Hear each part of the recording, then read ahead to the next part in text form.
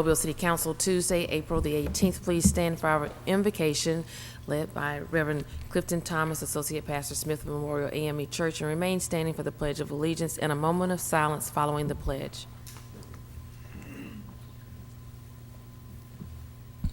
Let us pray.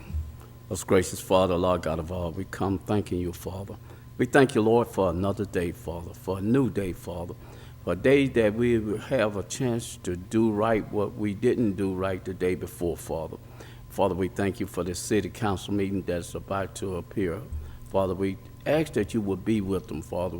Each council member be with the mayor.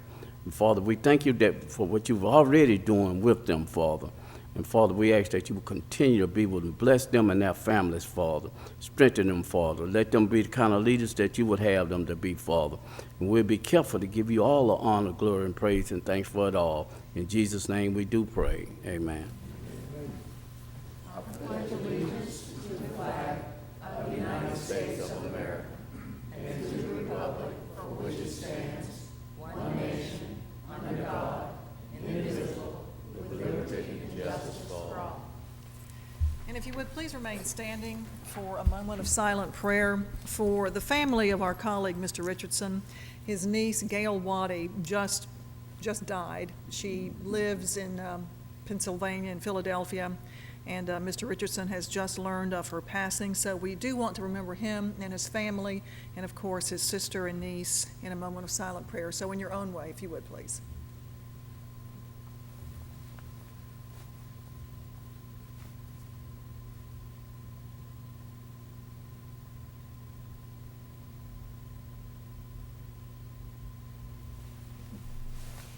Thank you.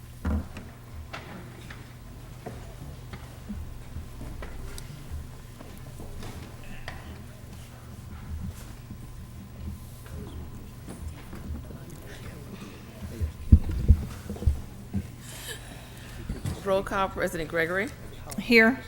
Vice President Richardson. Here. Councilmember Manzi. Here. Councilmember Small. Here. Councilmember Williams. Here. Councilmember Daves. Here. Councilmember Rich. Here. Statement of rules.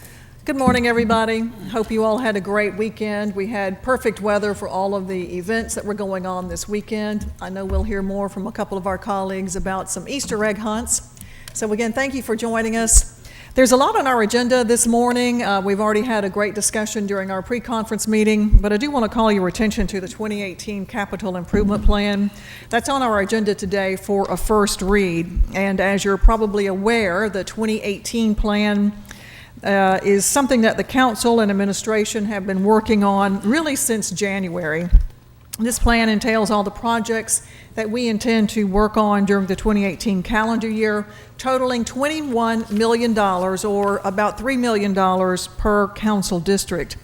This plan includes street resurfacing, sidewalk construction and repairs, massive drainage repairs, lighting, and this year there's a really big focus on renovations and repairs to our parks. And again, this is citywide. There are still some 2017 projects that are ongoing that you'll hear about on the agenda today. Work at the Copeland Cox Tennis Center, Fry Park, Rickaby Park, and some sidewalks on Dauphin Island Parkway. Today we're also looking at amending the code to reflect a new date for the back-to-school tax holiday. I know that's something that everybody looks forward to, trying to get the kids all ready for the next year of school. The reason that we are amending the code is so that it will coordinate with the state's date, which is the third weekend in July. And of course, as that date gets closer, we'll be sure to send out plenty of information to inform you about the date and to what supplies are applicable for the tax holiday. And something else that we'll be talking a lot about is a new recycling program that's on the agenda today for a first read, but it will be laid over for a week. The city plans to put drop-off points in each district eventually. And the good news about this, besides everything that's we already know is really good about recycling, is that it will be much more convenient for everyone. The city plans to put a drop-off point in every district, and it will be one source. That means you don't have to sort through all of your recyclables before you put them in a bin.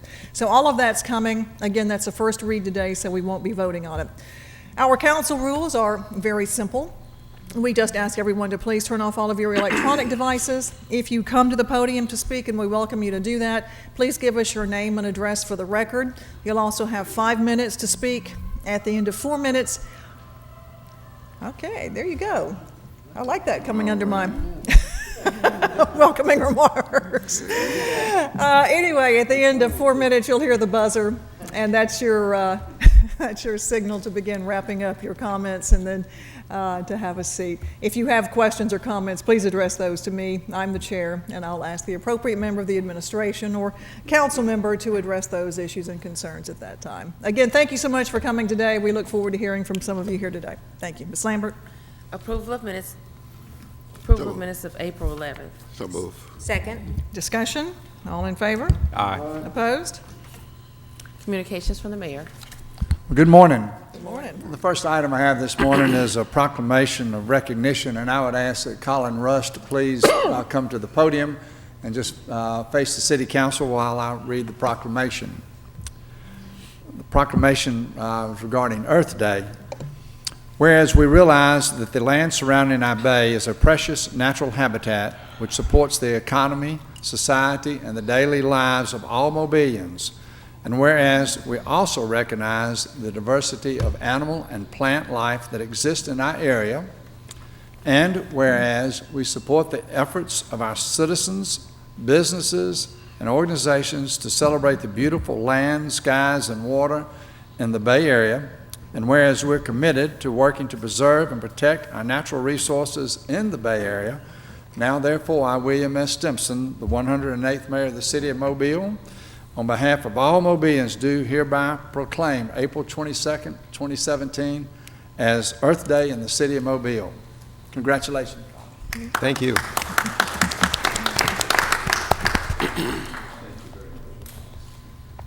Thank you very much, Mr. Mayor and President. I would like to just acknowledge all the tremendous activities on the part of the City of Mobile.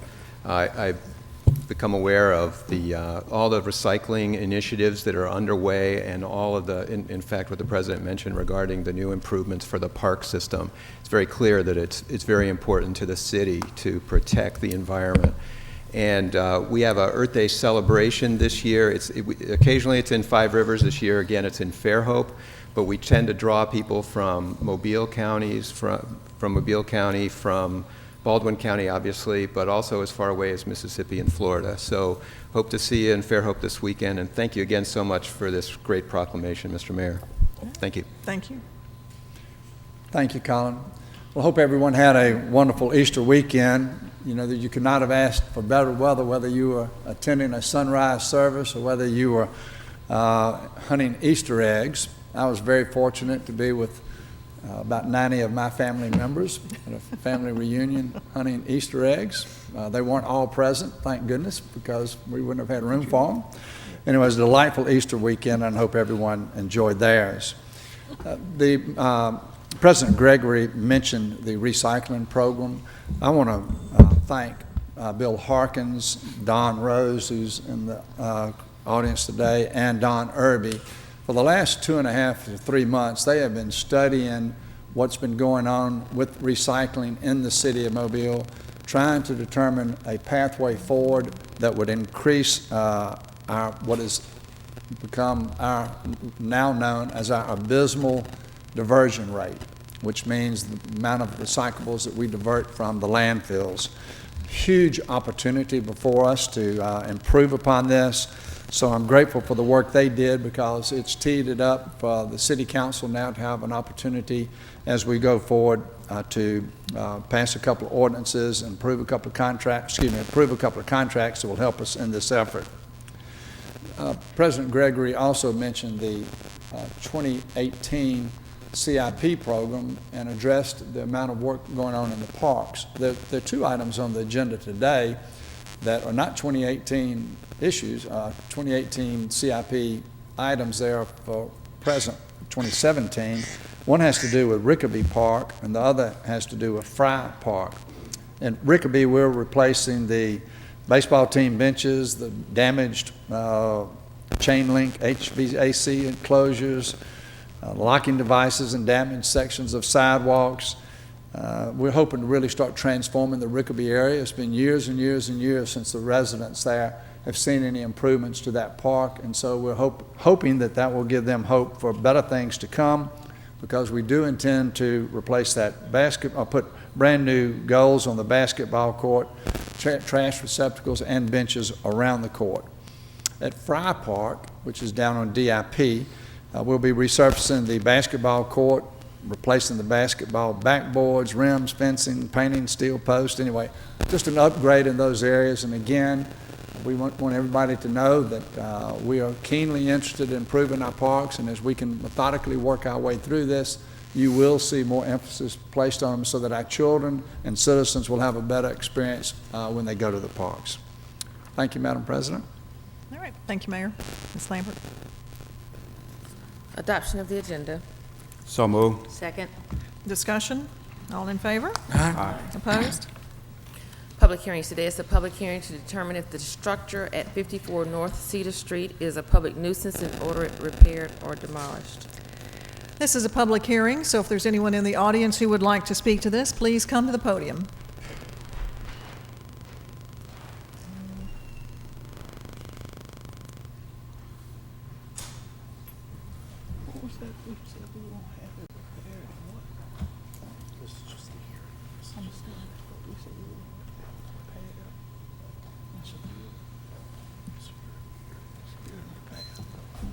Good morning. Good morning.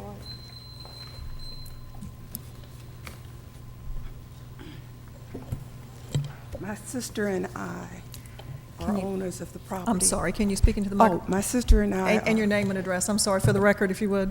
Jamie Hobbs. and Jamie Hobbs. Janice Morrison. We're owners of the property at 54 North Cedar Street. Okay.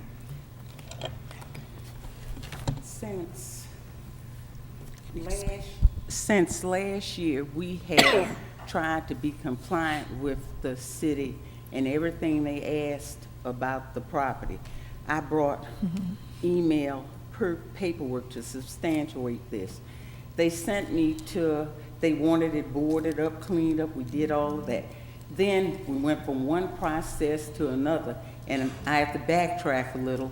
The city sent their staff from their various departments saying that the property was deteriorated, dilapidated, and need to be torn down. I contracted someone to tear it down. I got documentation of that. The gentleman came down to get a permit, which I was ignorant of. I didn't know you had to get a permit to tear something down. And he said, ma'am, we got a problem. They're saying this is a historical site. So then I had to go through some other channels. And they told me to get a structural engineer. Got documentation from him. He said the same thing. The property is, and I have pictures you can look at. The property is dilapidated, deteriorated, and needs to be torn down, and it's unsafe. I'm asking that we be allowed to tear this property down. These are the pictures. I spent about $13 or more dollars, so sorry, in the pictures. I can submit my other letters to you to show that I have tried to be compliant. And they were saying, if you tear it down, what's your intent? To have a vacant field for this time being. And they said how that would detract from the other scenery. I said, well, how would that be a hindrance, something to the historical value of everything around it, when you have Thomas Roofing Company right next to it, historical sites. I'm 67, everybody, and proud of my age. Historical sites that were allowed to be torn down, and now you have his big equipment, trucks. In front of that site, his trucks. On the side of it, Mr. Nolan, Chip Nolan, friends for years. His site, that's not really a historical site. So tearing down that house that needs to be torn down would be advantageous for the city, because we've had vagrants to come in. I had someone to walk through. They didn't want us to walk through because it's the deteriorated condition of the property, we might fall through. where the vagrants tried to start a fire. They lived on a porch. They torn down the siding of the house to get into it. So we want permission to tear the house down and put sod on it. We also have a property at 504 St. Francis Street. The house is on the State of Alabama Historical Register and the National Historical Register of the United States of America. That property was built by a woman that was a slave. She was 11 years old when the Emancipation Proclamation was signed, and we would like to use that adjacent lot at 54 North Cedar Street to be a gallery of sculpture. We're trying to get a grant to restore 504 St. Francis Street to make that a gallery. And that property, which is adjacent to it, could be a courtyard with sculptures in it. And it takes time. We're writing and talking and visiting with different people, but that is our long-term intention for the use of that land. Both of these properties have been in one family for all of these many years. We say every day on the news and the press, one Mobile. Well, we are part of that one Mobile, and we have a lovely and historic legacy that we treasure. And we would hope that the Citizens Council, mayor, and everyone would have the same reverence for our property and help us and assist us. That's all we request. Thank you. All right, thank you very much. I appreciate you all coming. We discussed this in our pre-conference meeting. Of course, we had not heard from you all and what your desires were. We had discussed because there have been some groups, some historic groups, who have voiced concern about tearing down this historic property. You probably have heard from some of them as well. So what we were discussing, and David Doggenbaugh is in the audience as well, is changing the wording of our ordinance on this to say repair or secure. And we understand that you have done some work to secure the property, Yes. but according to our city staff, it was not secure in the way that we require these homes to be secured when they're in this kind of shape. So that's where we left it this morning. I have a police report, we have 2 police reports, where I spent $1,000 because of the deteriorated state of that house to have it boarded up.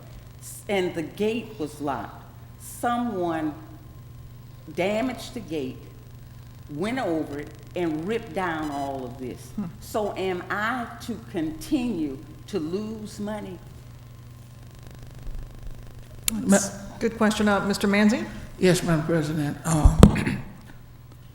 We've been contacted by several preservation entities and persons interested in historical preservation with the request that the building not be torn down, not realizing that it was your wish that the building be demolished. Now, as I look at my calendar, I have a meeting this afternoon with Ms. Hobbs Here. at 4 o'clock, if I'm not mistaken. I'm going to ask you, Mr. Dolphinbach, if he wouldn't mind being present in that meeting, and hopefully we can come to some resolution at that time. Appreciate it. Yes, ma'am. Thank you. Thank you so much. Yeah. As I mentioned, we were talking this morning, given that it is a historic property, and if we amend the language of what we would ordinarily say, repair or demolish to repair or secure, the city will actually do the securing ourselves, according to Mr. Doggenbaugh, and he can explain that to you. So that's something that when you all meet today, you can discuss. Can I ask you something? Yes, ma'am. Very few people do things free these days or without an ulterior motive. So what would the city's motive be? Well, to secure it and to save a historic property, but also I believe there would be a lien placed on the property for repayment. You said a lien? Yes, ma'am. Well, why then haven't they ever told us exactly what they wanted done to the property? Why hasn't who? The city. When they first contacted us, Yeah. The city said, and we have a document, that the house was dilapidated and needed to be destroyed. When we attempted to comply with what the city said needed to be done, then the city comes up with another thing, that it's historic. Right.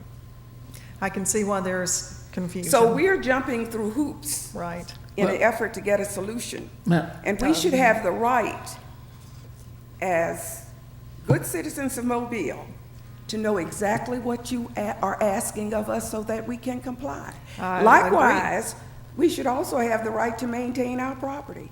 It has been in our hands for over 100 years, and we hope to keep it in our hands for more than 100 years. Yes, ma'am. Certainly understand. Mr. Manzi? I just want to let you know, I want you to keep it in your hands for over 100 years.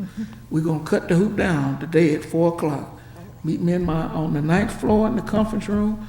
We'll have Mr. Doffenbach with us, and hopefully you and I, along with your sister and Mr. Doffenbach, can tear the hoops down and come up with a resolution. Thank you. Yes, ma'am. Thank you. Thank you. All right, again, this is a public hearing, so if there's anyone in the audience who would like to speak to this particular issue, please come down to the podium.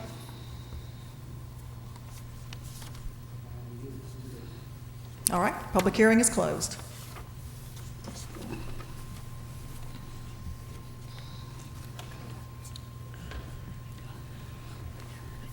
Appeals, we have requests for waiver of the noise ordinance on April 23rd from 4 p.m. until 6 p.m. on Shenandoah Road. So moved. Discussion? All in favor? Aye. Opposed? Presentation of petitions and other communications to the council. Michelle Bright. Is Ms. Bright here? Michelle Bright?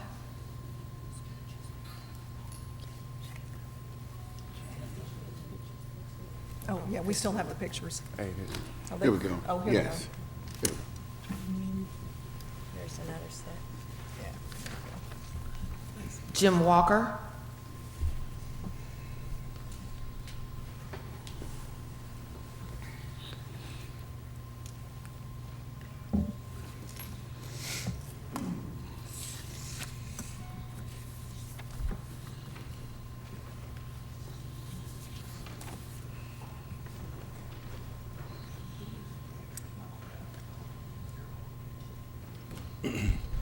My name is Jim Walker. I live at 602 Church Street. I own and operate the OK Bicycle Shop with my brother. As a downtown business owner and resident for, as of this October, 30 years, I'm here to address the looming changeover from the trash compactor from the can service provided now by the City of Mobile. I got 3 major areas of problems with the imposed restrictions. First was a test period failure, burdensome cost to the businesses. It's a liability for the city and public safety issue. I agreed to a 60-day test of the compactor. The permanent compactor was started the construction in 24 days into the test. So obviously we're no longer in a test period when they started the permanent construction of a compactor before the test period was over.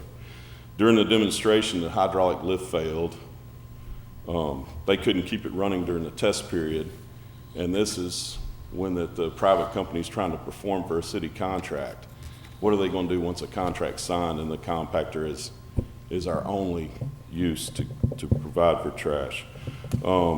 Service is not provided from Friday at 4 o'clock until Monday morning at 8 when all the bar and restaurant people are using the compactor.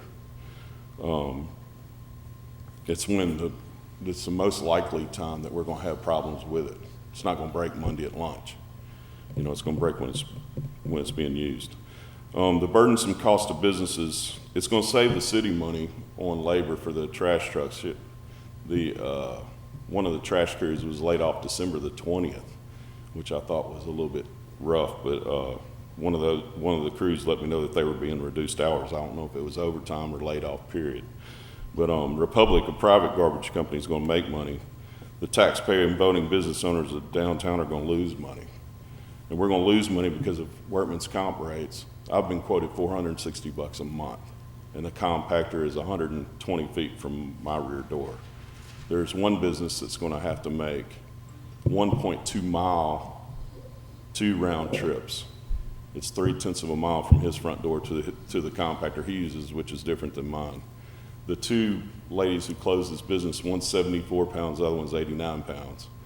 And they're gonna have to drag a full trash can 3/10 of a mile each way to use garbage service. Plus 2, we're gonna have lost employee hours. And the best that I've got it figured, it's gonna cost my business between $17,000 and $26,000. And the compactor's at my back door. It's a potential theft, it's a potential liability for the employees being out at 2 to 4 in the morning. There's not gonna be that much off-premise supervision because we don't have people to escort the employees to the compactor. Additionally, the increased cart placement between the hours of 9 a.m. and 5 p.m. We received a letter saying that there's going to be no trash cans on the sidewalk or out in the public area between 9 a.m. and 5 p. Haley's opens at 3 p. and closes at 5 a. So that means that people are going to have to come back. They're not free to keep the hours they want. They're going to have employees come back and place the actual trash cans. And it's like they're going to have people come back on hours now that they don't actually open. And also, too, there's properties with 0 lot lines. Then where are they supposed to keep their cans? Are they supposed to keep them inside? And then everybody's saying we can keep them on the compactor site, but there's not enough room. And then keeping the cans inside the businesses is going to cause an issue with the health department. And the liability and the public safety hazard is you're going to have people in the entertainment district that's packed with traffic dragging cans to a compactor. And it's just workman's comp issue. There's a liability to the city. And I've been asked in several meetings, I've asked the Public Works, who's going to assume the liability? Is it the city or is it the businesses? And every time I get referred to the city legal department. The off-premise litigation, who's going to be responsible? Is it going to be the city of Mobile? Probably not. I'm just saying that a 70-pound employee is expected to drag a trash can half a mile at night unsupervised on the back streets to operate someone else's machine. And it's just a liability for all the businesses downtown. And it's supposed to be implemented the first phase or the second phase of May the 1st. And I keep going to public meetings about it. And Mr. Manzi's my councilman, both in my business and my residence. And I went to a meeting and spoke, asked a few questions. I keep getting referred to city legals. So it's definitely a liability. All right, thank you, Mr. Walker, appreciate it. You may or may not know that this council has not played a role in the policy change for garbage pickup downtown. That is something that the administration has been handling, and Mr. Harkins is executive director over that department. He's here today. Bill, can you give us some response to what Mr. Walker has been, or Mr. Woods, either one? Well, I have heard some of the issues that Mr. Walker brought up. I was checking my emails. He was very active in our test initially at that end on Washington Avenue. Gave some good comments on how the flipper worked and the PSI and such. He decided not to participate any further, and the big issue he brought up repeatedly was liability. And he's right. I said, you have to talk to legal about that. That's not what I am involved in. The concept is to have the 2 compacting dumpsters, as he said. The one up by his end, Washington's been in operation for over a year. The one on this end at Joachim, we put in right around Mardi Gras. There have been issues on both the machine on occasion and the operator on occasion. Republic's been pretty responsive. If there were issues where they were down a whole weekend, then we have the ability, as we've done, to bring garbage trucks in to pick them up. I don't remember specifically it was down for a whole weekend or 2 during the test period, but I do know that during the Mardi Gras time, the one here had some issues. It was really the operator hitting the emergency stop button, not knowing to pull it out. And when I called Republic like at 1:45 in the morning, they were down here by 2:40 and reset it, and it was back operating again. So they've been pretty responsive for us. If Mr. Walker, if you send me a list, like a written list of your concerns, that'll help me track exactly what you're saying, and I'll be glad to answer that. I believe I sent you an email every day when we participate in the Well, 60 days. I've got those, and I've got the ones that Okay. talk about like the flipper and the PSI, which I got the replies, we've got it corrected. The liability thing, I do not have an answer for. I'll tell you what, since this apparently is going to be an ongoing sort of a conversation, maybe the two of you can get together so that we're not debating it here at the podium. Would that be okay? Sure. All right, either during this meeting or right afterwards, if y'all can get together. When could I expect an answer on the liability issue? Mr. Walker, again, this is not city legal that you're talking to. City legal is sitting right there, so I'm going to turn it to Mr. Woods. First time that I've heard from Mr. Walker regarding these issues that I can recall. But what I can tell you from the scenario he described, that's not the city's liability, nor the council or the administration. Because think about two things. One, city employees would not be involved in taking things to the compactor, so that would purely be the business's employees. Second, and as Mr. Rostel can probably echo, if we're talking about workers' comp or some third party getting in between them and the actual compactor, that's also not on the city. So those are things that happen in the general public. That's no difference from going to the sidewalk than going to the business. The same thing applies. So on the workers' comp end, that's the business.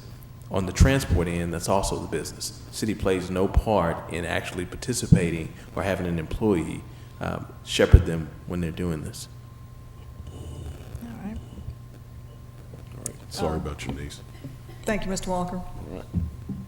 Madam President, Mr. Williams? just a short comment. Okay. There, and that's just for the edification of the council.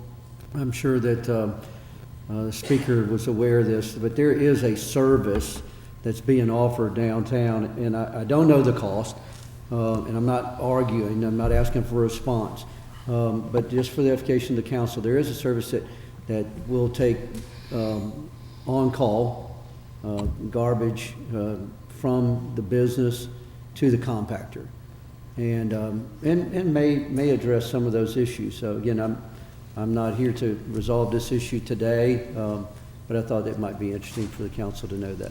Delane Bond contracted with them for 6 months and they didn't show one time.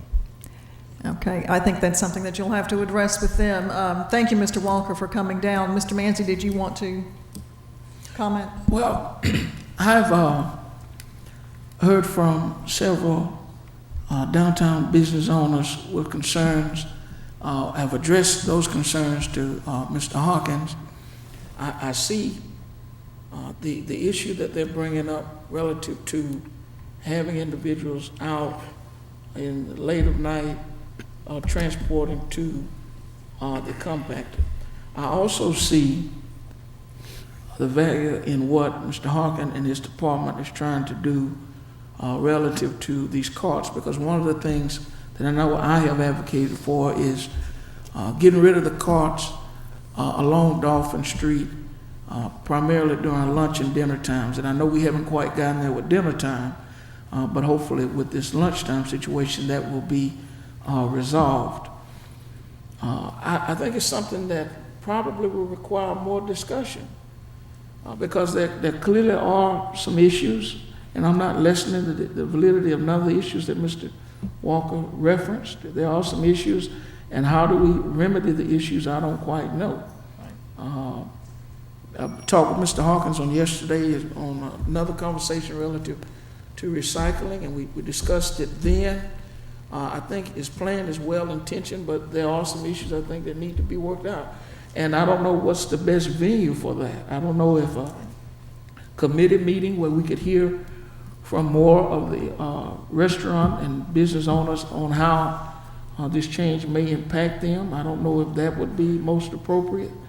But I do know, in spite of all of the communication that's come forward from Public Works, that there are some serious concerns among business owners downtown relative to how we move forward with this initiative.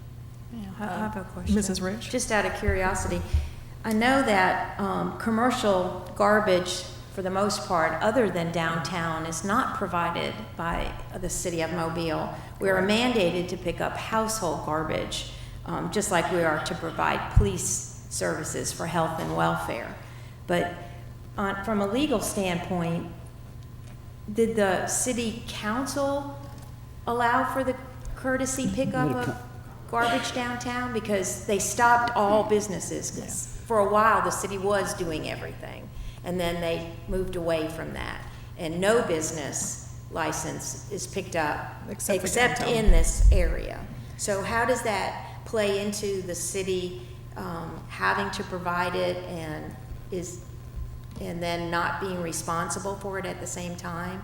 In what I heard was the legal opinion. It's in a city ordinance, I can't quote it to you. Yeah, I sort of But remember. it is in a city ordinance that mandates the pickup downtown and the frequency of the pickup. Twice a week. It's also mentioned, I think it is, but I'm not certain. It's also mentioned in the contract that we have with the business improvement district. Yeah. Oh, right. And if I could just Mr. add, Manzi, go ahead. you know, the downtown area is a little unique, Oh, sure, no. you know, because that's where all of our tourists come. You're not really gonna find too many people traveling to Mobile to go out West Mobile. That isn't what's gonna happen. They're gonna come here primarily to go downtown and to shop downtown and go to some of these historic areas. And so I'm certainly not advocating that we don't provide the service to our commercial partners downtown.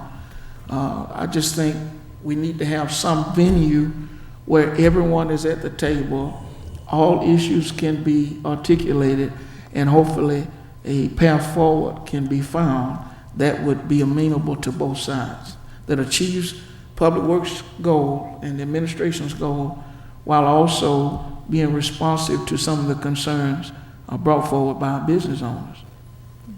Mr. Manzi, you may want to facilitate a meeting with the Downtown Business Alliance and Mr. Harkins and other staff, certainly with the business owners, to discuss some of these things so that, you know, you can discuss, get them all on the table, and then Bill discuss what the path forward would be.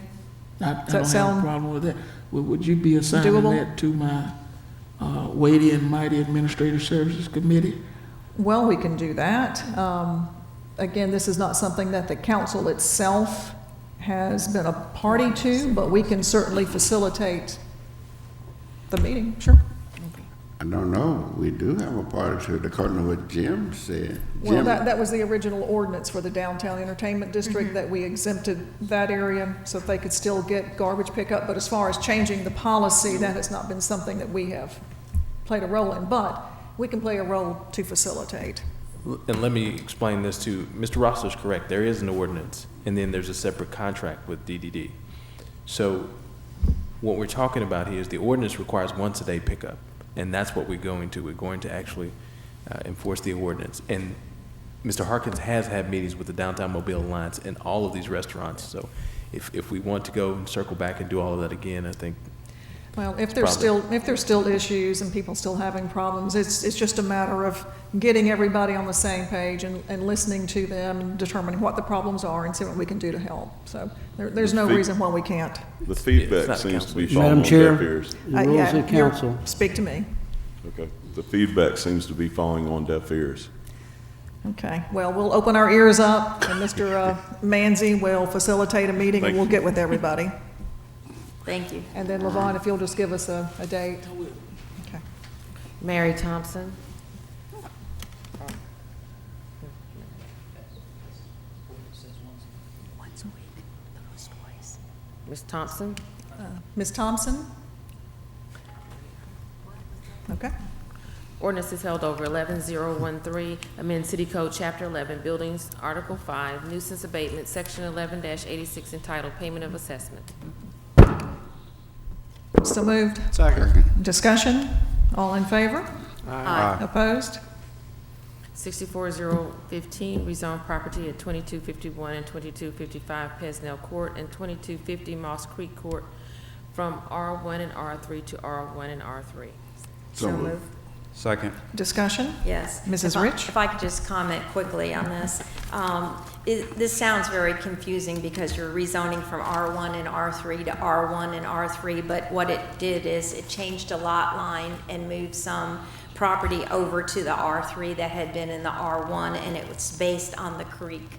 But there's no development or PUD in front of the council at this time. That also coordinates this lot line movement and the need to rezone. Thank you. All right, thank you. Anyone else? All in favor? Aye. Opposed?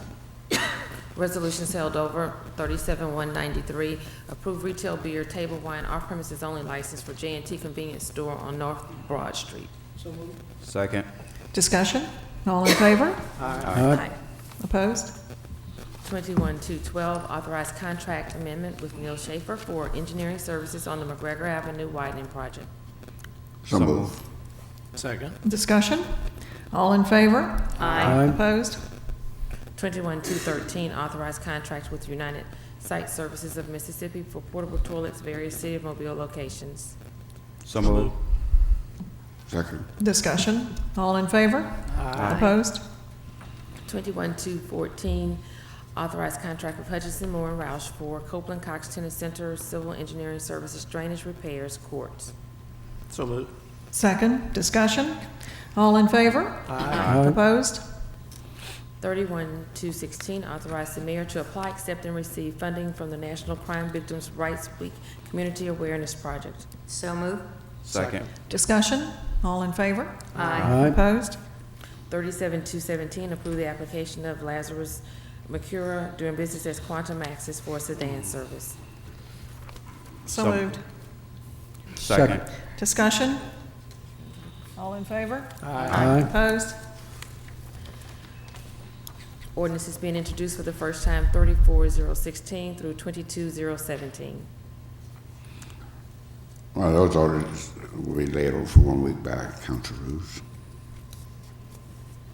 Consent resolutions being introduced for the first time, 03218 through 60228. Motion to suspend the rules for immediate consideration of resolution 03218 through 60228. With the exception. We have a couple of exceptions on this one, 40227 and 60228. All in favor? Aye. Opposed? If there's no objection, I'll take the first three together. Okay. 03218, 219, and 58220, appoint Eric Boykin to the Electrical Examiners Board and Dr. Demetrius Steele to the Mobile Museum of Art Board, and 58220, declaring weeds noxious, Group 1561. Second. Discussion? All in favor? Aye. Opposed? CIP resolutions being introduced for the first time, 21221 through 21223. Motion for this, to suspend the rules for immediate consideration of 221, 223 with the exception of 222 that will lay over for a week. Second. Discussion? All in favor? Aye. Opposed? 21221, authorized contract with Sunrise Contracting for Rickaby Park security fence and park furnishings. So moved. Second. Discussion? Yes, Madam President. Mr. Manzi? I just want to make certain that the residents in the Rickaby Park area are aware that this is our first phase of improvements for that particular park. You can expect in the very near future, probably over the next 3 weeks, another contract that'll deal with installing a new basketball court there, painting on both the inside and outside of the facility.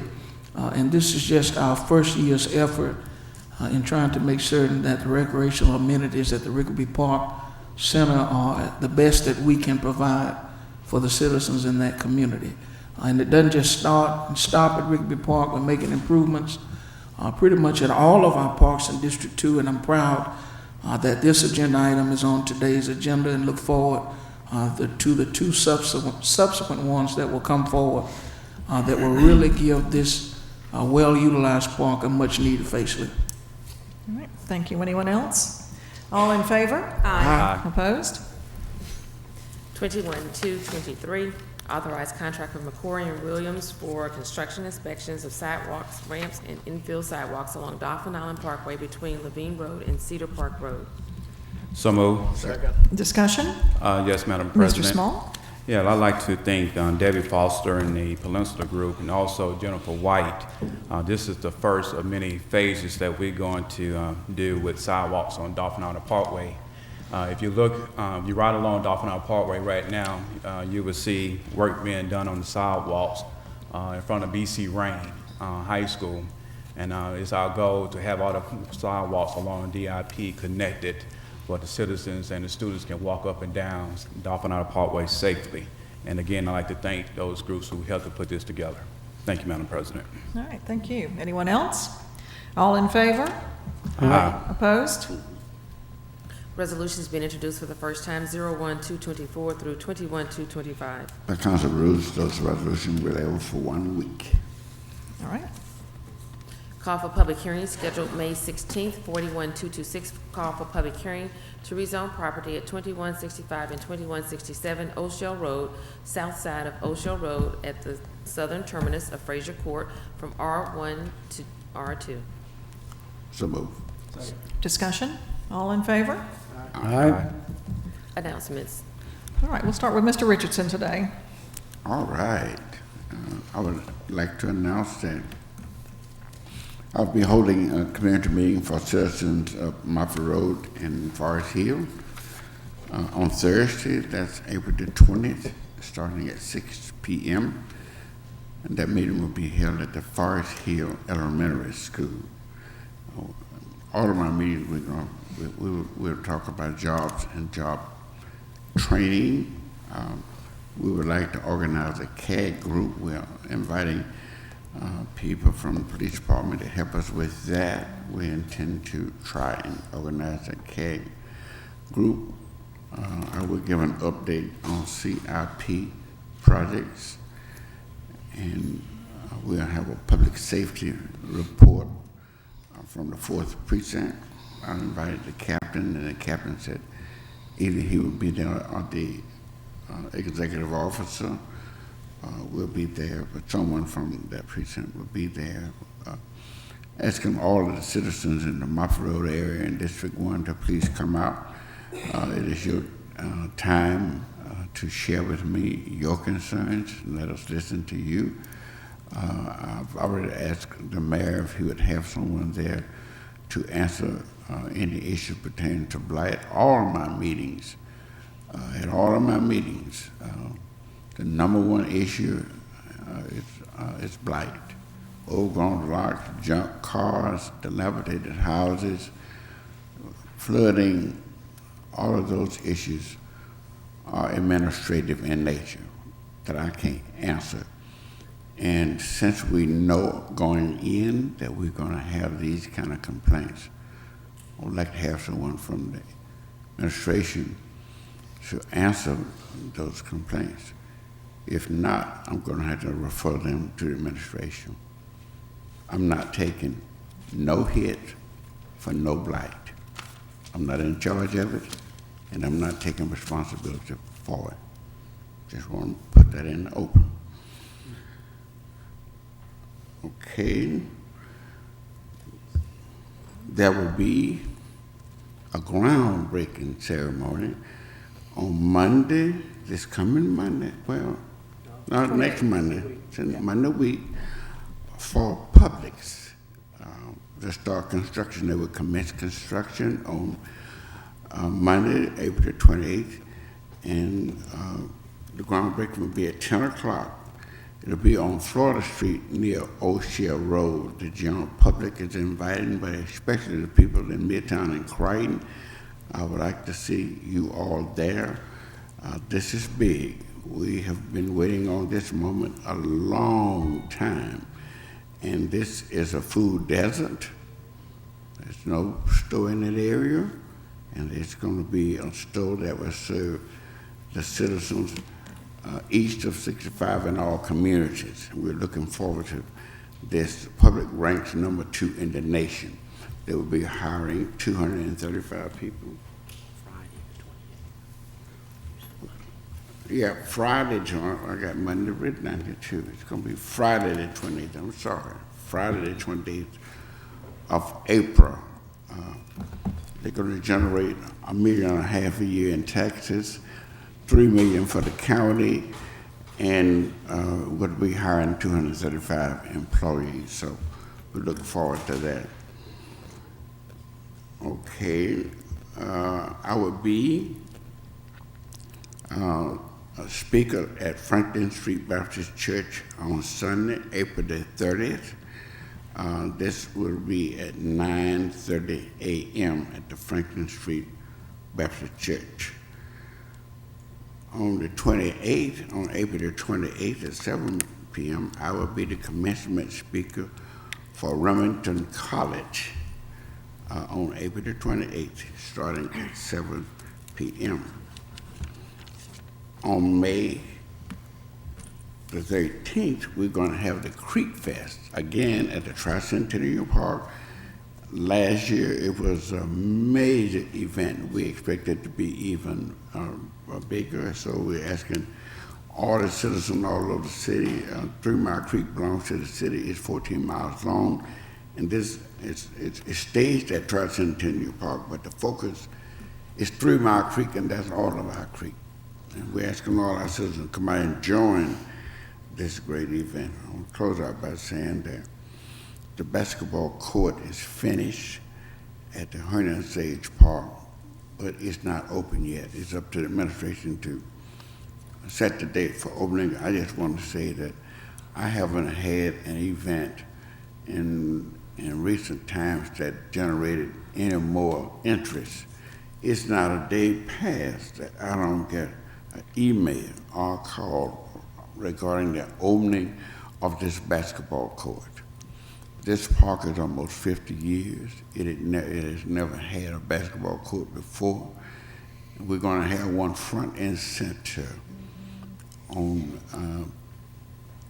Dolphin, facing Dolphin Street and at Sage, where everybody can see. And I'm looking forward to it. I got a group just trying to get a semi-pro basketball team to open this up. But this will probably be the most used venue in the entire park once we get it open. And really, I would like to see a basketball court in all of our parks. But we certainly going to have one at Sage Park. Thank you, Madam President. All right. Mr. Davis? We'll talk about the Finance Committee meeting. Finance Committee meeting, CIP. Okay. Mr. Manzi? Yes, Madam President. I want to start by thanking Ms. Cynthia Johnson with the Mobile City Federated Women and Youth Clubs, along with her administrative staff, Ms. Mary Brown, who's the Center Director at the Thomas Sullivan Center, for working so diligently for our Easter egg hunt on Saturday from 11 to 2 p.m. This is an initiative in its infancy. It certainly has not reached the levels of participation and the depths of success achieved by my distinguished colleague, Councilman C.J. Small. I concede that he is the Easter egg king. Well. And I don't mind admitting it. But we are the little engine that can. We're going to keep trying, hopefully. And I just want to congratulate him on such a well-executed hunt, and congratulate those who worked with us on Saturday for the young people who came out, and to the community members who were supportive. I often get asked questions relative to parks and recreation. It's one of the main concerns that citizens have.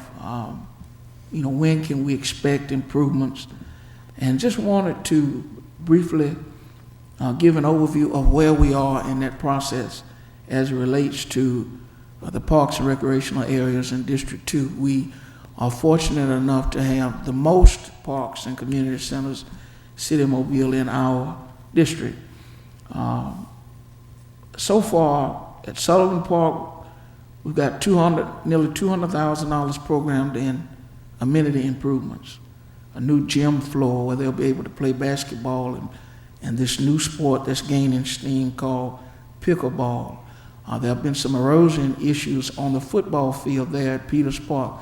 All of that will be resolved as a result of that funding. At James Seals, we've installed a nearly $700,000 splash pad in conjunction with our wonderful county commissioner, Ms. Merceria Ludgood. And we've also programmed nearly $100,000 for a pavilion that the community has been advocating for many, many years, and happy that that's going to come to fruition at the Hope Center out in the Plateau community. Nearly $600,000 has been programmed in park and rec improvements at the Hope Center. That's both at the community center itself and at Kidd Park, where $450,000 worth of improvements will take place in this next capital improvement year. Rickaby Park, yesterday we opened the new mini computer lab. The new basketball court is on the way. There'll be 3 agenda items for that park specifically over the next few weeks. So we're proud of the work that's going on there at Rickaby Park. Great park. We want to make it even greater. Harmon Thomas in the Maysville community. $550,000 in improvements coming to the Harmon Thomas and the Maysville area in general as it relates to park and rec amenities. And so I know a lot of people are saying, well, when are we going to see this? It takes time. For the contracts. First, we have to get through the CIP process. That's what we're working toward now. Once we adopt the plan, then the fiscal year has to start, which is October 1. But many of these improvements are already taking place, or we're only weeks away from voting on actual agenda items. And so I just wanted to make certain that citizens are aware that we are sensitive to the issues and to the response and to the things that you've asked us to work on as it relates to our park and rec amenities in our districts. I'm certainly sensitive to it, not only to that, but to any issue that you might have in the district. We had 3 community meetings over the last 10 days. I want to thank Mr. Hawkins. I want to thank Ms. Anitra Bell Henderson, thank Mr. Jamie Roberts, and everyone that came out to answer questions from our community relative to the various aspects of city government. And in closing, I just want to remind you, as I often do, that I'm only a phone call away. I have a city-issued cell phone. I don't mind you calling me. And I often get where your voicemail is full. Well, that's what happens when you get a bunch of phone calls and people leave messages. If you give me an opportunity, we'll clear that mailbox out. You can text me on that number. I'm readily available via Facebook. So we're not running from citizens and running from issues. Many of the issues you bring, I can only advocate on your behalf, but I'm certainly willing to do that, get it over to the administration in an efficient manner, and hopefully advocate for an expedient resolution to your issue. On another note, while I see he's here, I want to recognize Pastor McFarland. He is the moderator of our Mobile Baptist Sunlight District Association. Through his leadership, we have been able to secure the winter board meeting of the largest African-American denomination in the world. We'll be meeting here in January, if I'm not mistaken. So we will be coming to the city, hopefully. If the city hadn't already given support, we'll be coming asking for additional support, helping us find additional support to make certain that we treat this denomination with the respect that it certainly accords, and hopefully get them hooked on this Mobile hospitality so they'll want to bring more of their meetings to our beautiful city and our beautiful downtown. Thank you, Madam President. Thank you, Joel. Thank you, Madam President. The President reminded me that we did have a Finance Committee meeting last week to discuss the 2018 CIP, and I agree it's a good idea for me just to cover that meeting very briefly. And it was a good meeting. I'd like to remind everybody of the process we went through with respect to this 3-year capital improvement plan. It was initiated by a vote of the City Council several years ago to extend the extra penny in the sales tax and to devote by far the bulk of those proceeds to capital improvement plans and to make sure that those capital improvements and repairs were conducted evenly and fairly across the city. Each of the City Council persons, this has been a collaborative process involving the council, the public, and the administration. I know that I sent out a mail to every household in the district asking for input before we began to put this 3-year plan together. All the other council persons engaged in similar conduct to make sure that we had full public participation in projects that were selected. With a $250 million backlog and new things breaking every day, $21 million is not going to resolve, a year is not going to resolve all the problems that we have in 3 years, because we have new stuff breaking every day that was good yesterday. But we have made a significant improvement. Each year we spend more on capital improvement and repair than we did in the prior 6 years before we began this plan combined. Having gathered citizen input, the council persons tabulated that, and projects, of course, that had 200 people behind them got a higher priority than projects that had 2 people behind them. There was also the council persons' individual knowledge of conditions that existed within the district, and those were, we met with the administration and looked at 311 calls, historic 311 calls, and items which our city engineering folks had collected over the years. Excuse me. So then all of that information was taken together, and each year a finite list of the $3 million or so of money available is put together. The meeting we had last week was to put the final touches on the 2018 capital improvement plan, which is the last year in the current authorization that we're operating under. And I want to thank the administration and all of the council persons and our consultants for working together in a collaborative way to develop this plan, which truly represents a coming together of all, 200,000 of the citizens looking together to improve the city. Thank you. All right, Mrs. Rich. Oh, thank you. Appreciate it. Last Saturday evening was a wonderful Pops concert out at Medal Honor Park in the Mobile County's Bicentennial Pavilion. This is a free concert, and there were many citizens who took advantage of this, and I would like to thank that all-volunteer band for the entertainment that they provide.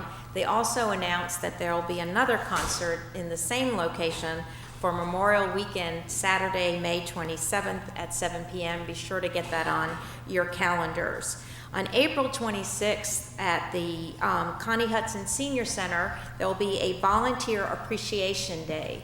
That center could not run without all the volunteers that give their time, energy, talents, and resources to that center. So come out and enjoy that celebration. Again, that's on Wednesday, April 26th at 1 o'clock at the Connie Hudson Senior Center. Thank you. All right. Mr. Small? Thank you, Madam President. On last Saturday afternoon, District 3 celebrated its 5th annual Easter egg hunt at the Taylor Park on Baltimore Street. It was a very successful event. I'd like to thank the many sponsors and also the volunteers who had came out on last Saturday afternoon. We served hundreds of kids. We had plenty of hot dogs, chips, drinks, hamburger, and of course Easter eggs. And again, I'd like to thank all the volunteers and all the participants. And to my colleague, Reverend Manzi, it wasn't no competition. We all in this thing together. 100%. And serving our community. No matter if it was 2 people or thousands of people, we in this together. And again, it was no competition. It really wasn't. Literally, it wasn't. On Sunday morning, I had the opportunity to attend 2 sunrise services. I was on the move on Sunday morning. I attended the Dolphin Island Parkway Ministerial Alliance sunrise service at the Pinecrest Cemetery. It was attended by many people. Great service. I left there and went over to the Rock of Faith Missionary Baptist Church, where the Reverend Fleet Bell is the pastor, along with 2 other churches had combined, and they had a trio sunrise service. I'd like to thank them for inviting me out on this past Sunday morning to attend both of those services on Dolphin Island Parkway at Pinecrest Cemetery and also at the Rock of Faith Baptist Church on Ann Street. On this coming Thursday, April the 20th, at 4:00 p.m., the City of Mobile and also my office, we will be sponsoring a small business resource fair. This fair is to promote, enhance, and inform small businesses owners of the opportunities in Mobile area. Presented will be the City of Mobile, the WAVE Transit System, the Women Business Center, and other local agencies.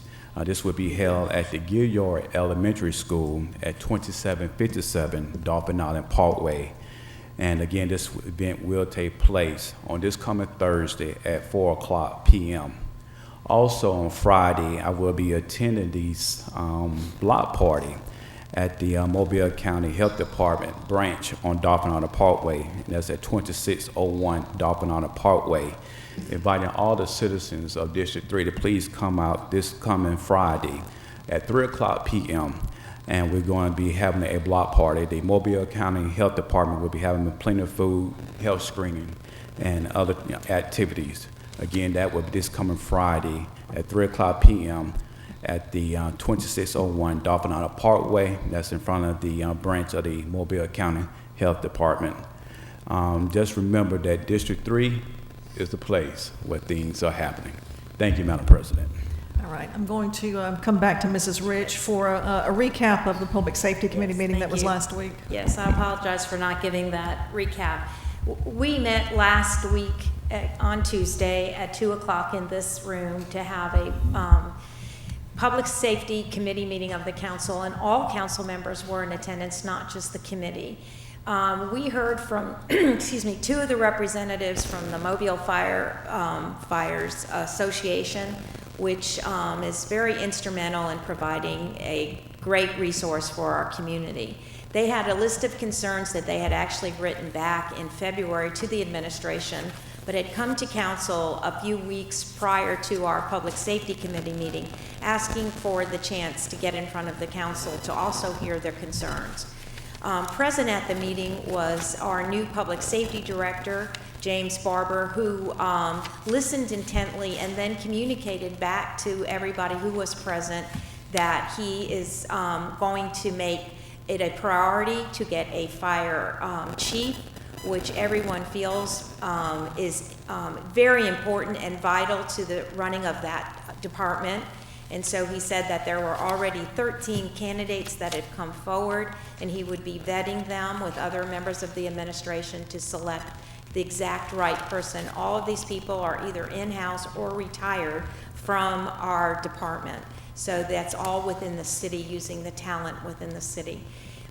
He also said that he understood the concerns about the pay parity and not giving the longevity pay, did not make any promises that it would happen in the next budget cycle, but did say he was listening intently and that he understood those concerns.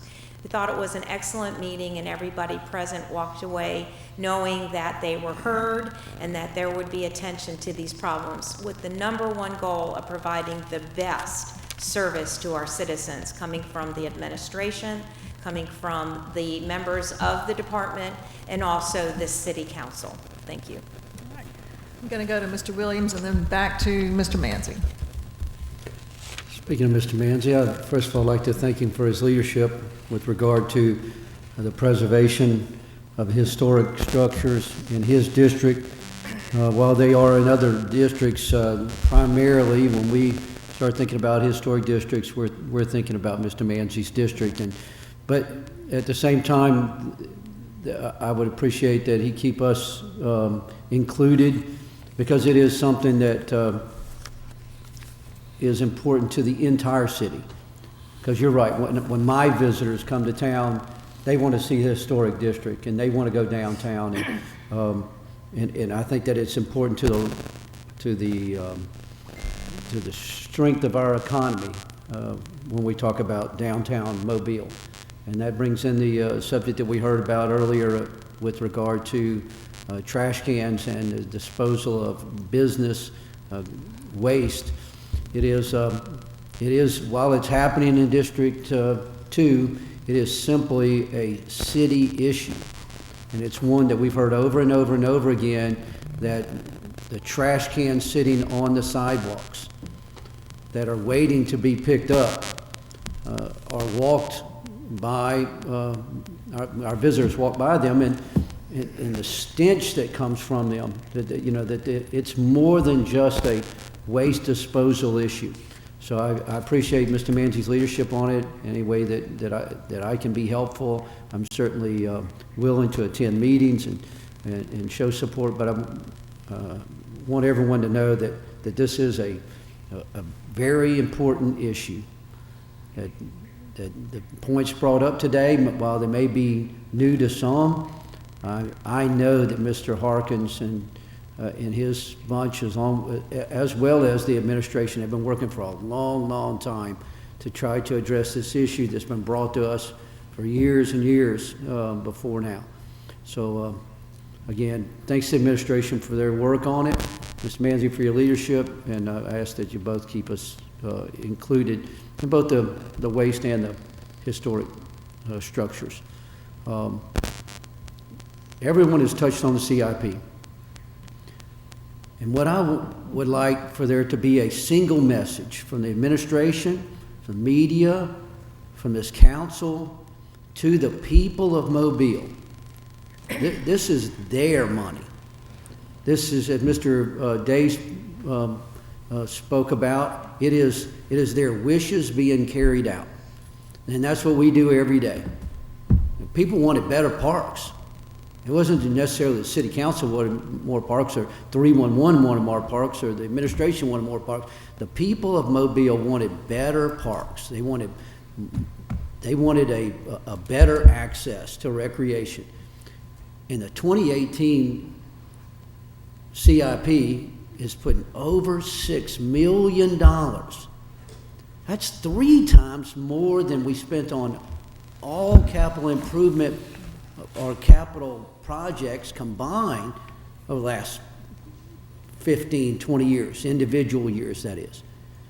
It's amazing to think what is happening with this money. And what I hear more than anything, and I want everybody to know this, because sometimes we have reservations on whether or not maybe this is the way to continue. But what folks are telling me is the city of Mobile is finally doing what the city should be doing, and that is improving drainage, streets, lighting, parks, the infrastructure that our citizens use every day. And we're doing so in a way that you can simply go to the city website and find out where every single dollar is going.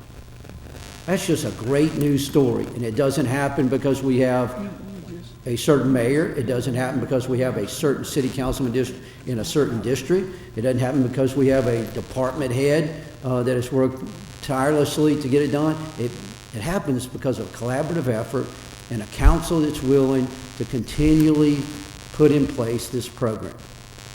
And I encourage our city council, this city council, to strongly consider the continuation of the 1-cent sales tax and the continuance of the CIP program.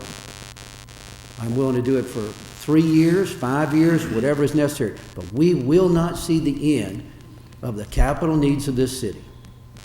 As we continue to grow, those needs will grow exponentially, and in my opinion, there is no end. I'm not asking for an increase. I'm simply thinking that today is the day, now is the time, as we launch 2018, to start thinking about 2019, 20, and 21. Lastly, there's a major capital investment being made in Tillman's Corner, across Rangeline Road from Walmart on the north side of I-10. It's the VA clinic. This won't just service citizens of Mobile County, but also those from Baldwin County and Mississippi, all in the area to come and receive medical care that was promised to them when they raised their right hand and gave an oath to serve our country. It is a project that's not just important to Mobile and to District 4, but also to our nation. We have to fulfill this promise. And I say that to get to this point. We must ramp up our administration to make sure that this development moves smartly. And we have been waiting for 2 weeks for an opinion on the traffic study that was submitted on April 3rd. It is time for us to put the proper attention on this project. It's an over $60 million project. It is for veterans, and it is simply, we need to all step up and recognize the importance of this project. And I ask the administration's cooperation. Now, I'm not surprising anybody by this announcement.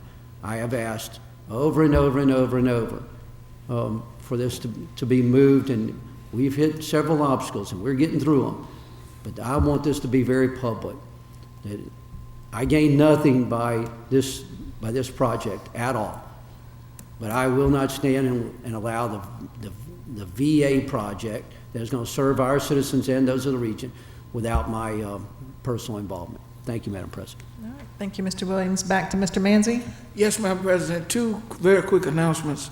Number 1, on Saturday, Big Brothers Big Sisters of South Alabama and Comcast, along with County Commissioner Marcia Ludgood and myself and Mayor Stimpson, will be at the George Hall Elementary School for Comcast Cares Day.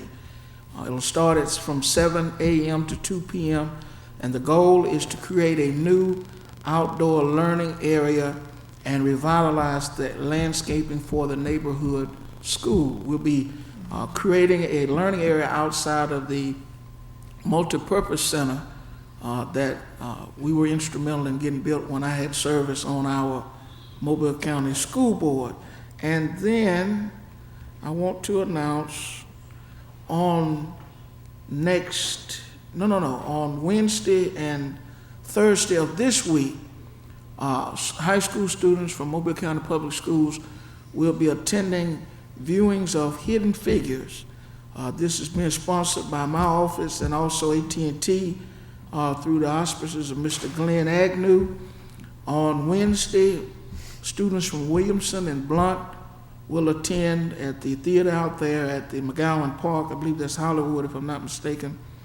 And then on Thursday, April 20th, students from Murphy and Viger will attend. And then on Thursday, April the 27th, students from LaFleur and BC Rain will attend. And I'm appreciative of Superintendent Martha Peake and everyone at the school system who worked with us on a very short notice to get all of this arranged so that these 2,600 students would have the opportunity to view this movie without cost. All right. Thank you, Mr. Manzi. A couple of announcements from District 7. If you live in the Ziegler Boulevard area, or that's your normal route that you take, you've probably noticed some orange netting that is on the medians beside the service road. And that is because the state of Alabama Department of Transportation is taking one more step forward in getting ready to widen Ziegler Boulevard. This is a state, county, and city project. It's one that has been on our books for over a decade. So for everyone who lives out that direction, this is a welcome sight. One thing that is happening, in order to widen Ziegler to 4 lanes rather than 2 lanes, that's going to require taking down some trees. This project has been approved by the Tree Commission. In fact, it was approved a long time ago. So all of the trees that they're taking down are necessary in order to widen Ziegler. So again, this is another step forward in seeing Ziegler widened out there, and that should alleviate a lot of the east-west traffic that we have out west Mobile. So glad to see that happening. Also in the district, we are finishing this phase of resurfacing.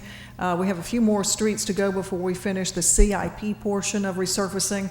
Later on this summer, the resurfacing, thanks to funding by the county's Pay-As-You-Go program, will begin. So we will see a lot more resurfacing citywide this summer as well. Sidewalk repairs are going on citywide as well, and they should be moving into District 7 very shortly. So we look forward to seeing that. Also, if there are repairs needed on sidewalks in your neighborhood, and you haven't called in to report those to 311, please do so. That's the way we are able to better keep up with where those needs are so that they can be put on a list for these repairs as they come along every year, thanks to the Capital Improvement Program. With that, unless there are any other announcements, all right, we are adjourned.